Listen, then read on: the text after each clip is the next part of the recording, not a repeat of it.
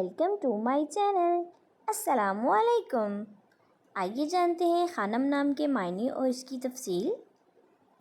हमारा आज का बेबीज़ गर्ल्स नेम है खानम। खानम के इंग्लिश में स्पेल्स हैं KHANAM, खानम। ये एक इस्लामिक नेम है और लड़कियों के लिए रखा जाता है ये नाम खानम। इस नेम के मायने है मुअज़्ज़ज़ औरत, खानम। इस नेम की तफसील है खानम फ़ातिमा, खानम ज़ैनब। इस तरह से हम ये नाम रख सकते हैं। आप भी अपने नाम का मायने जानने के लिए कमेंट्स में अपना नाम लिखें और मायने जानिए। एंड अपने नाम की स्पेशल वीडियो बनवाने के लिए भी आप मेरे कमेंट बॉक्स में अपना नाम कमेंट कर सकते हैं। And please like the video, subscribe my channel. Okay dears, फिर मिलेंगे न्यू नेम न्यू वीडियो के साथ। अपना ख्याल रखिएगा, दुआओं में याद रखिएगा। अल्लाह हाफिज़।